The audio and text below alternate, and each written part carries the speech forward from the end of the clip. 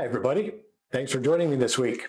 As promised, I'm going to process the mushroom image from last week. And you recall that I stated that it was an 8-image stack. In fact, it was only a 4-image stack because like a dope, I stacked the JPEGs along with the raw files. So that was redundant. So anyway, here we go. So if you look, what we've got here, we've got 4 images at a slightly different focus. You're going to notice if you go through it that each image grows a little bit. It's got a little bit of a change in its size from the furthest focus to the nearest focus. That's because you're changing the nodal point or the optical center of the lens every time you focus. So you're effectively getting a little closer to the mushrooms. So that's something you have to remedy. So here we go. We're going to bring those into Photoshop and fix that. So we'll go to Photo and go Edit in Photoshop, but open as layers in Photoshop. So here we go. And here it is, opening in Photoshop, 2 layers, 3, and 4. So there they all are. So the first step is to select all 4 layers. So shift click, select every layer in that bunch, and we're going to go to Edit and Auto Align Layers. So we're going to align those that have been misaligned by the focus bracketing. We just choose Auto there. That's good. And it's going to do its thing, and there it is. They're all aligned, and you can see that each image kind of shifted in opposition of each other because we've got a line here and a little line down there. So that's good. That's a good thing to check because you know it's done its job. The next thing to do now is we're going to blend those layers. So we'll select all 4 again, shift click, and go to Edit, and all the way down to Auto Blend Layers. Choose Stack, and say OK. And there it goes.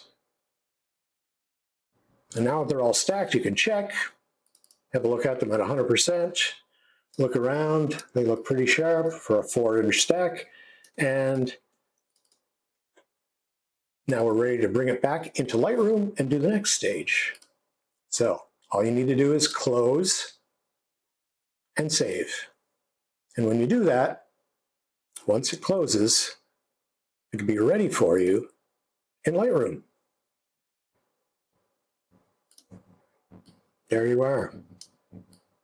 So now we can begin the next step. So the next step in the process is having a look at my workflow. Now, if you look at my setup here, I have it set up in kind of an order I like to look at things. Now I shoot some architecture too, so transform is always usually my top selection. But after that, I'll crop. Now I'll crop to see where I can, obviously make the most impact and cut out anything that really doesn't matter. So let's try something like that. Maybe a little different than what I did before, but that's okay. The next thing down is calibration. Now in calibration, I like to pull up the blue saturation primary just a little bit, just a touch, not much blue in there, but there is a lot of green. So I'm going to bring up the green, and that just saturates the green just a little bit more, gives it a little bit more punch. Now I'll go to basic. Now in basic, I will play around with, well, all kinds of things really. So what I'll first do is maybe bring down the exposure just a touch, bring down the highlights a bit, because I'm a bit blown out here with that LED light. The shadows look okay. I may bring them down just a touch. Now I'm going to check on the whites and the blacks just to see where they sit. I'm going to hold down the Option key and move the whites up until you just see a specular there, where white without any detail. Then I'll do the same thing with the black in the other direction and just reveal a little bit. And that's just a starting point, of course. And the next thing I might do is I might bring up the overall saturation, but I have a better tool that I like to use for that.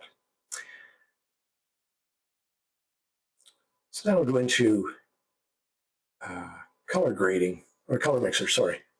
So color mixer gives you all kinds of tools that you can operate manually. It also has this little tool here, it's a little selection tool.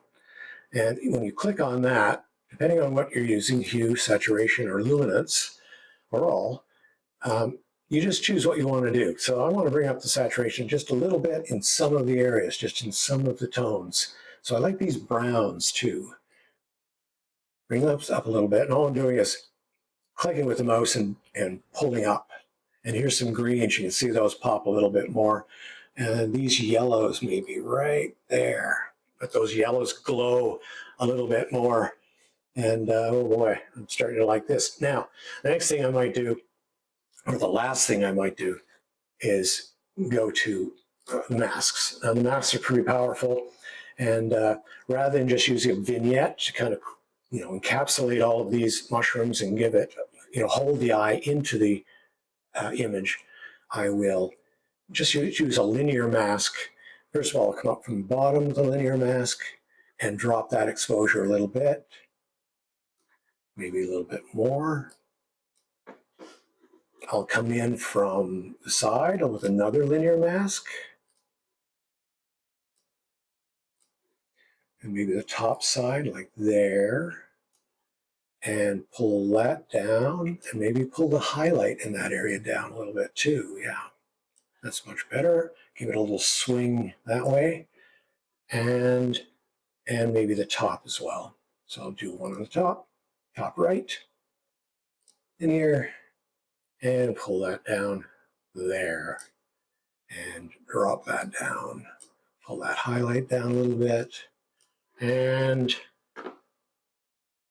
there. Now the last thing I will do is adjust the sharpness. So we'll go to all the way down to detail and bring up the sharpness a little bit. And when you bring up the sharpness, make sure you're looking at it at 100%. So you can either view your main window 100% or just use this one, which is at default 100%. So bring that up and you can see how sharp that gets. Now you just want to be careful of a little haloing around the mushrooms and any little quick transitions of tone.